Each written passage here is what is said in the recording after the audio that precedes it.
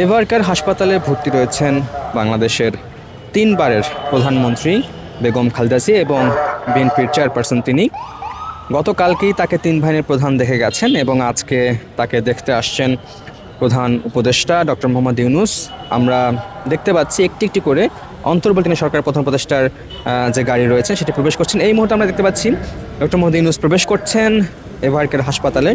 তিনি পদ্মা সেতু, metro rail এবং এলিভেটেড এক্সপ্রেসওয়ে নির্মাণের গর্বিত অংশীদার বসুন্ধরা সিমেন্ট। বেগম খালেদা জিয়ার শারীরিক অবস্থার খোঁজখবর নেবেন এবং ঠিক এই মুহূর্তে আসলে পুরো গাড়িবহর প্রবেশ করলো এভারকেয়ার হাসপাতালে।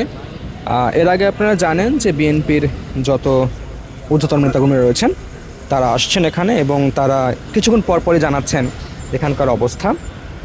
তারা তুলে ধরছেন বেগম খালেদা জিয়ার শারীরিক অবস্থা কেমন, তার চিকিৎসা কেমন চলছে এবং এখানে কিন্তু রয়েছে বিদেশি চিকিৎসক এবং দেশের যারা চিকিৎসক এতদিন ধরে চিকিৎসা দিয়ে আসছিলেন তারা।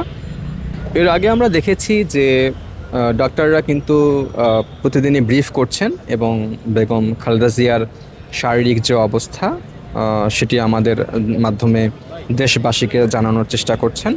তিনি ব্রিফ না করলেও তাদের পক্ষ থেকে যদি কোনো ব্রিফ করা হয় সেটা অবশ্যই আপনাদেরকে জানানো হবে।